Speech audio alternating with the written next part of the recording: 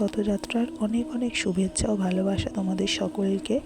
চলে এসেছি তোমাদের কাছে আবার রথযাত্রার দিনে আমার গোপু সোনাদের সাথে আমি কিভাবে কাটালাম সেটাই শেয়ার করব। তোমাদের সকলকে আমার গোপু সোনাদের চ্যানেলে স্বাগত। আজকে রথযাত্রা, আর রথযাত্রার সকালে দেখো আমি প্রথমেই আমার বড় গোপু সোনাকে সুন্দর করে সাজিয়ে নিচ্ছি। দেখো ওকে প্রথমেই সুন্দর একটা হলুদ কালারের নতুন জামা পরিয়ে দিলাম। দেখো আমরা যেরকম গলায় চোকারের মতন হার পরি, তো সেরকমই একটা চোকার হার প্রথমে ওকে পরিয়ে দিলাম। ওই হারটা ওর নতুন। তারপরে যে বড় হারটা সেটা তোমরা এর আগেরও ভিডিওতে যে চুলটা দেখেছো, এই চুলটাও নতুন, আর এই সাদা কালারের পাগড়িটাও এটাও নতুন। তোমাদের যদি আমার গোপু সোনাদের ভিডিও ভালো লাগে তাহলে অবশ্যই আমার চ্যানেলটা সাবস্ক্রাইব করো আর ভিডিওগুলো লাইক দিয়ে আমার পাশে থেকো।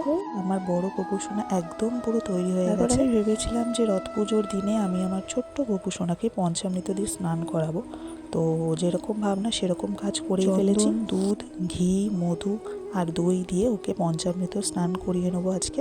তো প্রথমে ওকে চন্দন মাখিয়ে নিলাম, তারপরে দিচ্ছি মধু দেওয়ার পর ওকে ভালো করে ঘি মাখিয়ে দিলাম। আর তোমরাও কমেন্ট করে জানাবে যে তোমাদের রথযাত্রা কেমন কাটলো। তারপর দই মাখানোর পর দেখো ওকে সুন্দর করে দুধ দিয়ে আমি স্নান করিয়ে দিচ্ছি। সত্যি কথা বলতে পঞ্চামৃত স্নান করার পর দেখো গোপু সোনাকে কি সুন্দর চকচকে দেখাচ্ছে, কি সুন্দর লাগছে দেখতে। দেখো ওর গাটা পুরো কি সুন্দর চকচক করছে। তারপর দেখো এখন ছোট গোপু সোনাকে সাজিয়ে দেবো, তো ওকেও একটা লাল নতুন প্যান্ট পরিয়ে দিলাম। আর ছোট গোপু সোনার এই জামাটাও নতুন, সাদার ওপরে সুন্দর গোলাপি কালারের ফুল দিয়ে ডিজাইন করা। আর এই হারটা দেখো, এই হারটা নতুন, এই হারটা আমার খুব ভালো লেগেছে, সেই কারণে আমি কিনে এনেছিলাম ওর জন্য। তারপর দেখো ম্যাচিং করে গোলাপি কালারের একটা চুড়ি পরিয়ে দিলাম ওকে, আর গোলাপি কালারের পাথর বসা কানেরও পরিয়ে দিলাম।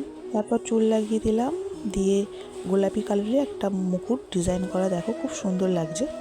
তো এটা পরিয়ে দিয়ে ওর পুরো শ্বাসটাকে কমপ্লিট করে দিলাম। আমি আমার দুই বাবুকেই ওদের দুজনের স্থানে বসিয়ে দিয়েছি। দেখো দুজনকে কি সুন্দর লাগছে, তোমরা কমেন্ট করে অবশ্যই জানো ওদেরকে কেমন লাগছে। দেখো কি সুন্দর লাগছে। তারপর দেখো আমি পুজো দিয়ে দিলাম, আর এই হলো আমার বাড়ির জগন্নাথ দেব। দেখো আমি কি সুন্দর ফুল দিয়ে আর 3 রকম ফল মিষ্টি দিয়ে পুজো দিয়েছি। এদেরকেও 3 রকম ফল মিষ্টি দই দিয়ে পুজো দিয়েছি। আজকে সব ঠাকুরকেই ফল দিয়ে মিষ্টি দিয়ে পুজো দিয়েছি। দেখো ওরা কি সুন্দর বসে খাচ্ছে, কি সুন্দর লাগছে। এই দেখো এটা আমাদের ঠাকুরের সিংহাসন, আমি সব ঠাকুরকে পুজো দিয়ে দিয়েছি। তারপরে এই দেখো আমার গোপু সোনাদের রথ। তো আমি বিকেলবেলা 5টার সময় এই রথটাকে সুন্দর করে একটু পরিষ্কার করে সাজিয়ে নিয়েছি। রথটা আমি আগের বছর গোপুদের জন্য কিনেছিলাম। দেখো এখনও ওরকমই সুন্দর রয়েছে, শুধু একটু ধুলো পড়েছিল বলে আমি একটুখানি পরিষ্কার করে নিয়েছি। আর কিছু কিছু ডিজাইন খুলে গিয়েছিলো, সেগুলো একটু স্টিকার দিয়ে লাগিয়ে নিয়েছি। রথটা এরকম সুন্দর সাজানোই আমি কিনেছিলাম। তারপরে দেখো ভেতরে আমি জগন্নাথ ঠাকুরকে বসিয়ে দিয়েছি। রথের নিচে একতলায় জগন্নাথ ঠাকুরকে রেখেছি, আর দুতলায় আমার ছোট্ট গোপু সোনাকে বসিয়ে দিয়েছি। দেখো আর আমার বড় গোপু সোনা তো রথের মধ্যে ঢুকবে না, তাই ওকে আমি কোলে নিয়ে আমি, দাদু আর দিদা আমরা 3 জনে মিলে প্রথমে ঘরে রথ টানলাম।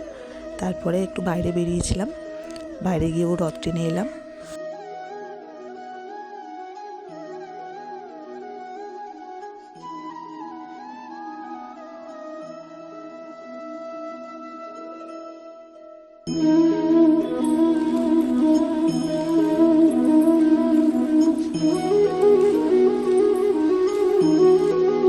আমার তো রথের দিনটা এরকমভাবেই কাটলো সারাদিন। তোমাদের এরকম কী কাটলো অবশ্যই কমেন্ট করে আমাকে জানিও।